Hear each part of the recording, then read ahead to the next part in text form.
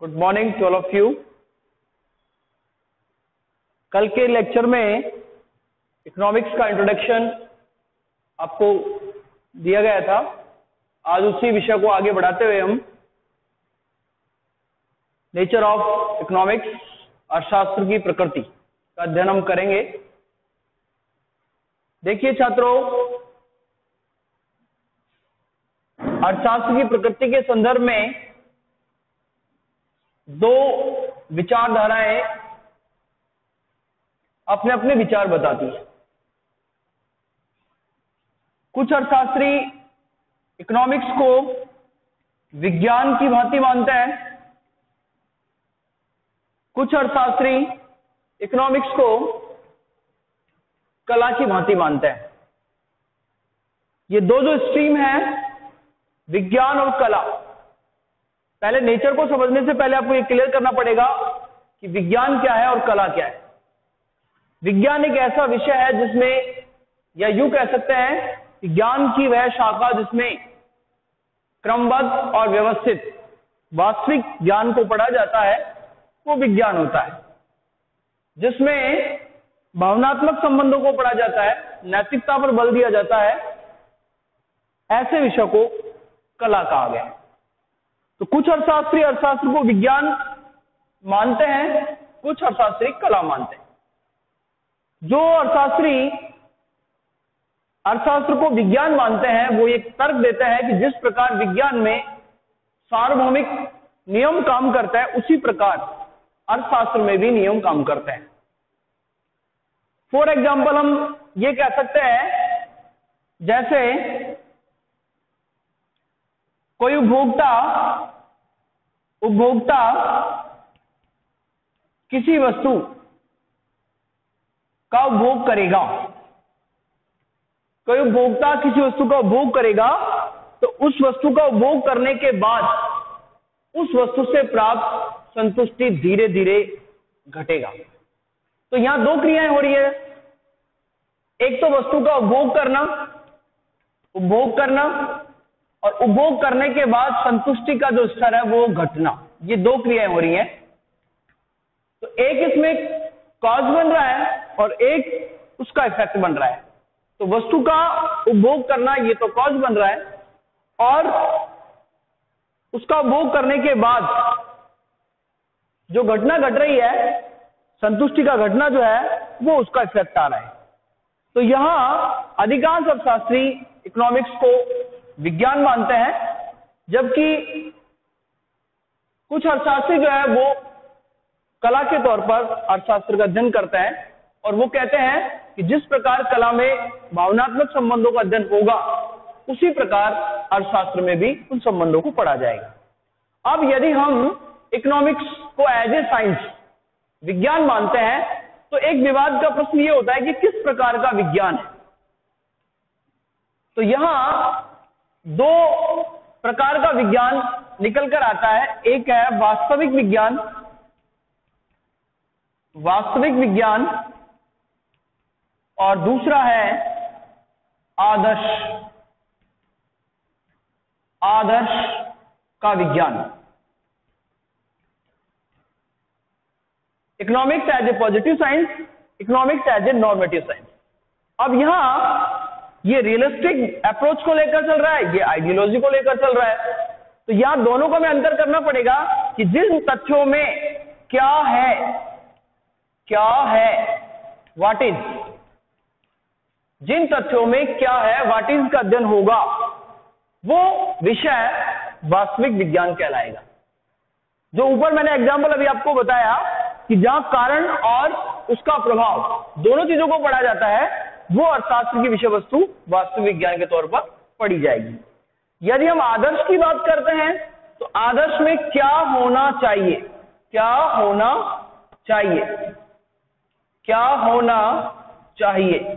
What ought to be, क्या होना चाहिए, ये आदर्श की बात है।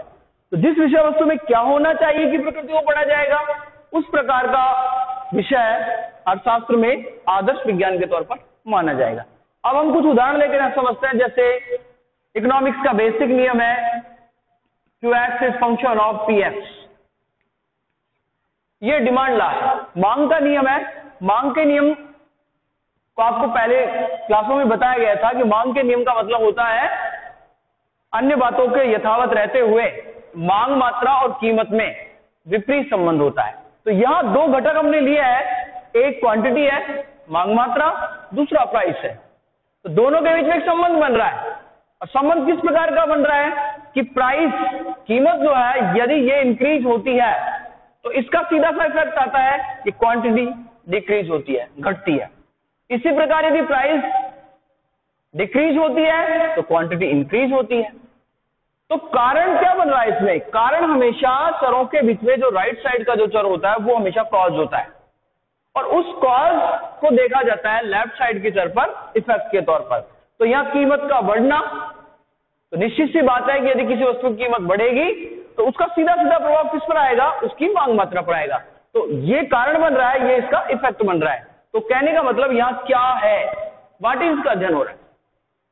वास्तविक विज्ञान में क्या है का अध्ययन इस उदाहरण से स्पष्ट हो जाता है कि एक चर में परिवर्तन होगा तो उसका सीधा सीधा प्रभाव उसके दूसरे घटक पर देखा जाएगा। तो जहां संबंधों में कारण और प्रभाव को पढ़ा जाएगा वो वास्तविक विज्ञान बन जाता है। इसी प्रकार यदि हम आदर्श की बात करते हैं, क्या होना चाहिए, जैसे इकोनॉमिक्स में 5 ईयर प्लान बनता है, पंचवर्षीय योजनाएं बनती हैं और उनके टारगेट हम बनाते हैं कि हम अगले 5 ईयर प्लान में 5.2% के हिसाब से ग्रोथ करेंगे या करना चाहिए। देश को यदि विकसित देश बनाना है तो हमें 6% ग्रोथ को लेकर चलना होगा।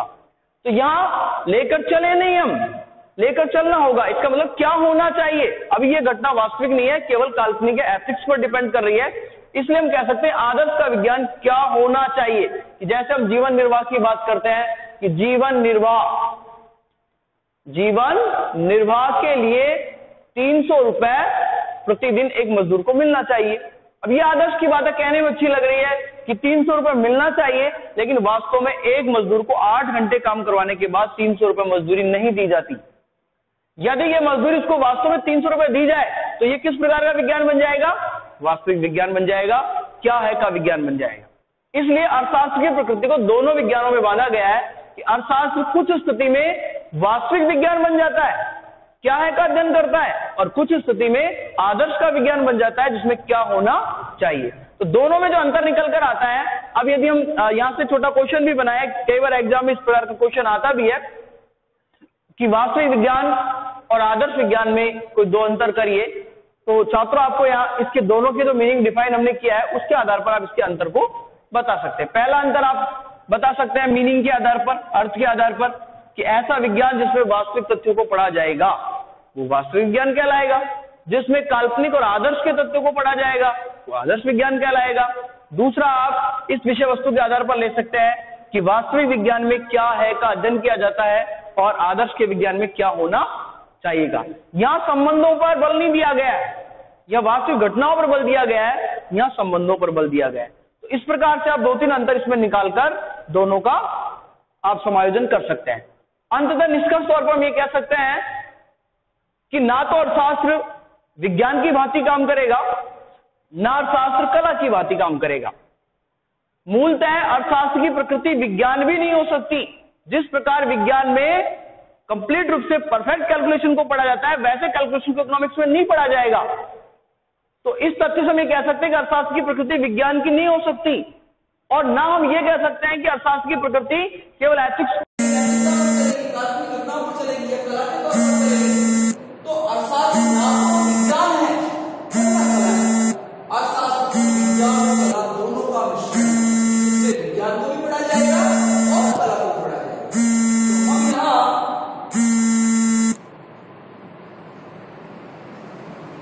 हम यहाँ ये जो बेसिकली इसके नेचर पर हम जो बात कर रहे हैं आज आपसे, इसमें इंट्रोडक्शन में एक छोटा सा टॉपिक है कि अर्थशास्त्र की प्रकृति किस प्रकार की है। तो आपको सबसे पहले आप प्रकृति को समझना होगा कि जो विषय है किस प्रकार से व्यवहार करता है। उस व्यवहार को हम 2 प्रकार से बांट रहे हैं, या तो व्यवहार विज्ञान की भांति हो सकता है, व्यवस्थित हो सकता है, क्रमबद्ध हो सकता है, या एथिक्स कला या भावनाओं के आधार पर ज्ञान हो सकता है। तो यदि आपने अर्थशास्त्र को विज्ञान मान लिया है तो फिर उसमें वास्तविक घटनाओं को पढ़ा जाएगा एक शाखा में, दूसरी शाखा में आदर्श की घटनाओं को पढ़ा जाएगा। लेकिन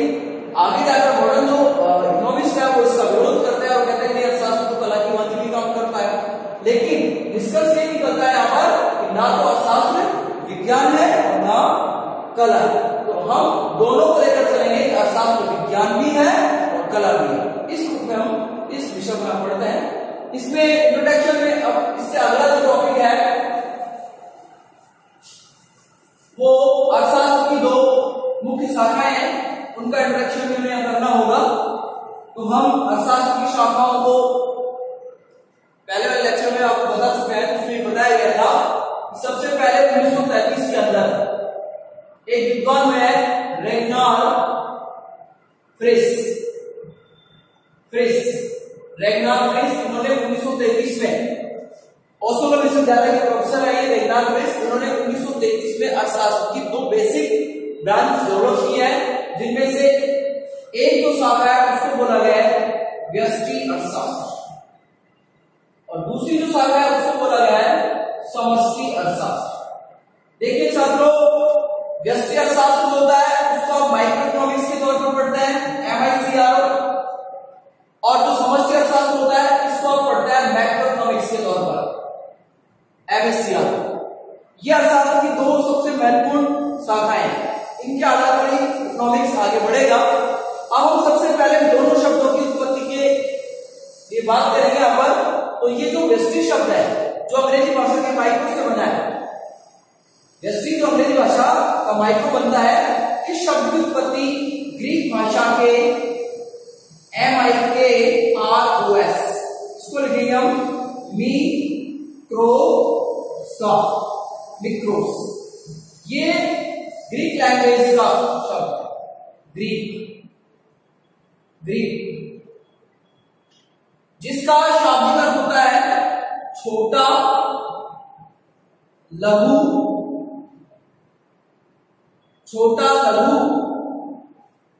और सूक्ष्म।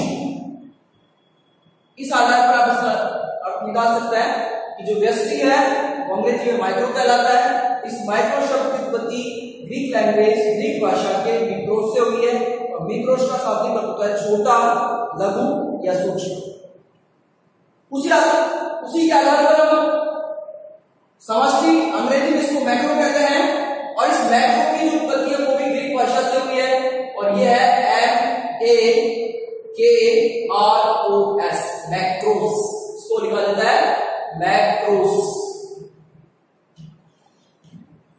इसका शाब्दिक अर्थ होता है बड़ा, दीर्घ, बृहद। अब देखिए दोनों शब्दों से यहां ये क्लियर हो रहा है कि ये तो छोटी इकाइयों का अध्ययन करेगा और ये बड़ी इकाइयों का अध्ययन करेगा। अब हम इसके मीनिंग पर चलते हैं कि व्यष्टि अर्थशास्त्र क्या है और समष्टि क्या है। व्यष्टि किसे कहेंगे और समष्टि किसे कहेंगे? तो व्यष्टि अर्थशास्त्र की व्यक्तिगत समस्याओं का अध्ययन करता है, जबकि समष्टि अर्थशास्त्र की संपूर्ण जो पूर्णाकार समस्याएं होती है, पूर्णाकार समग्र समस्याएं, उनका अध्ययन करता है। अर्थशास्त्र की वह शाखा जिसमें व्यक्तिगत समस्याओं का अध्ययन होगा व्यष्टि अर्थशास्त्र कहलाएगा। अर्थशास्त्र की वह शाखा जिसमें पूर्णाकार, संपूर्ण या समष्टिगत समस्याओं का अध्ययन होगा वो आपका समष्टि कहलाएगा। फॉर एग्जाम्पल जैसे हम बात करें किसी क्लास में 20 छात्र हैं और यदि आप उन 20 छात्रों में से एक छात्र पर किसी समस्या को लेकर केस स्टडी कर रहे हैं, किसी समस्या को लेकर अध्ययन कर रहे हैं कि वो बालक क्यों नहीं पढ़ता, उस बालक को क्यों समझ में नहीं आता, या वो बालक इतना पिछड़ क्यों गया। यदि आप व्यक्तिगत किसी एक स्टूडेंट पर अध्ययन कर रहे हैं तो निश्चित तौर पर वो अध्ययन की जो विषय वस्तु होगी वो आपकी माइक्रो होगी, व्यष्टि होगी। जबकि यदि आप उन्हीं समस्याओं को संपूर्ण क्लास पर लेकर अध्ययन करेंगे तो उस स्थिति में समष्टि जो है वो आपका विषय वस्तु होगा। तो यहाँ दोनों में मुख्य रूप से जो अंतर आ रहा है वो यही आ रहा है कि ये व्यक्तिगत समस्याओं का अध्ययन कर रहा है, ये समग्र समस्याओं का अध्ययन कर रहा है। अब जो एग्जाम की दृष्टि से जो क्वेश्चन बनता है इसके अंदर वो मैं आपको पहले ही बता चुका हूं। ये जो इंट्रोडक्शन वाला जो टॉपिक है ये आपका 2 मार्क्स का है, 2 अंक का है एग्जाम के दृष्टिकोण से, इसलिए इस टॉपिक में से छोटे क्वेश्चन ही बनता है। तो छोटे क्वेश्चन के साथ साथ आपको इन चीजों को पढ़ना पड़ेगा। जैसे क्वेश्चन क्या बन सकता है कि व्यष्टि अर्थशास्त्र किसे कहते हैं, ये 1 नंबर का 1 अंक का क्वेश्चन बन सकता है। इधर आपसे पूछ लिया जाए कि समष्टि अर्थशास्त्र किसे कहते हैं, उदाहरण देकर समझाइए, तो ये भी 1 अंक का क्वेश्चन बन सकता है। या फिर इसमें से दो का क्वेश्चन बनता है, तो सीधा सीधा क्वेश्चन एग्जाम में एक दो बार आ चुका है, तो वो इस प्रकार से आता है कि व्यष्टि और समष्टि में कोई 2 या 3 अंतर बताइए। अब अंतर कैसे निकालोगे आप यहां से? जब इसका मीनिंग क्लियर हो गया, इसका मीनिंग आपको समझ आ गया, तो आप अंतर भी आसानी से निकाल सकते हैं।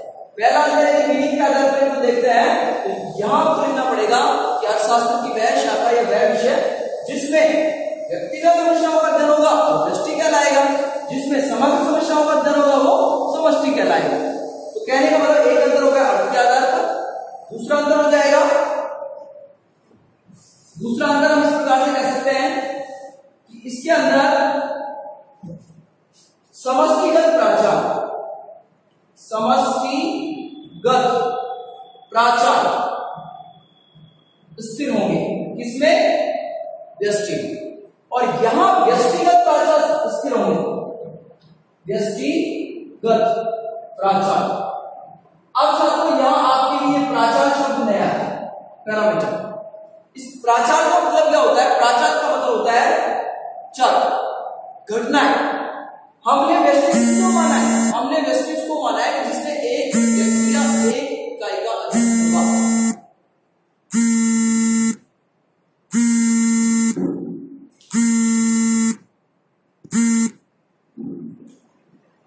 हमने व्यष्टि को माना है जिसमें एक व्यक्ति या एक इकाई का अध्ययन होगा, वो व्यष्टि माना है। इसमें समष्टि की जो बात है वो व्यष्टि में आपको स्थिर करनी होगी। समष्टि किसको माना है? इसमें संपूर्ण का अध्ययन होगा, तो संपूर्ण के अध्ययन की बात को यहां स्थिर करना पड़ेगा और व्यष्टि के अध्ययन की बात को यहां स्थिर करना पड़ेगा। कहने का मतलब व्यष्टि में समष्टि स्थिर रहेगा और समष्टि में व्यष्टि स्थिर रहेगा। इस प्रकार से समष्टिगत प्राचार व्यष्टि में स्थिर है और व्यष्टिगत प्राचार समष्टि में स्थिर है। तीसरा जो हमें निकल कर आता है, यदि हम एक उपभोक्ता, एक उद्योग, इनका अध्ययन करता है तो व्यष्टि अर्थशास्त्र कहलाता है। यदि हम संपूर्ण फर्मों का अध्ययन करेंगे, हम नेशनल इनकम का अध्ययन करेंगे, बेरोजगारी का अध्ययन करेंगे, ऐसी समस्याओं का अध्ययन करेंगे, तो वो आपका समष्टि बन जाएगा। तो कुल मिलाकर आप इन दोनों का मीनिंग अलग अलग कर सकते हैं, मीनिंग इसको डिफाइन कर सकते हैं, दोनों में क्या अंतर बनता है। ये शब्द देने वाला कौन विद्वान है? रेगनार फ्रिस है। 1933 में इन्होंने ये शब्द दिया था। रेगनार फ्रिस का संबंध किस विश्वविद्यालय से है? ओस्लो विश्वविद्यालय से है। तो ये छोटे छोटे क्वेश्चन जो यहाँ से बनेंगे, इनको आपको तैयार करना है। तो देखिए आज का जो छोटा सा लेक्चर मैंने आपको दिया है, इसमें मुख्य रूप से 2 बातों पर हमने गौर किया है। एक तो अर्थशास्त्र की प्रकृति, जिसको 2 प्रकार से बताया गया आपको, कि अर्थशास्त्र विज्ञान के तौर पर और अर्थशास्त्र कला के तौर पर। यदि विज्ञान के तौर पर स्वीकार कर लिया जाएगा तो फिर वो वास्तविक विज्ञान होगा या कला आदर्श का विज्ञान होगा। और इसके अलावा अंत में निष्कर्ष ये निकलता है कि ना तो अर्थशास्त्र विज्ञान है ना कला है, दोनों प्रकार के स्वरूप को स्वीकार कर लिया गया। और दूसरी घटना जो आपको बताई गई है, व्यष्टिगत और समष्टिगत जो अप्रोच है या उदाहरण है, उनमें क्या अंतर है, उनकी शब्द उत्पत्ति कैसे हुई है, इनको कैसे डिफाइन करना है हमें, और इनका अंतर कैसे निकालना है। ये छोटा सा टॉपिक था आपका इंट्रोडक्शन का, जिसको आपको अच्छे से देखना है। अब कल अगले टॉपिक में आपको जो बताया जाएगा उसमें शिक्षण विधियों पर अपन चर्चा करेंगे और साथ में जो सेंट्रल प्रॉब्लम है, केंद्रीय जो समस्या है, उन पर अपन चर्चा करेंगे। उसके बाद अपना इंट्रोडक्शन वाला जो पहला टॉपिक है पूर्ण हो जाएगा। Thank you.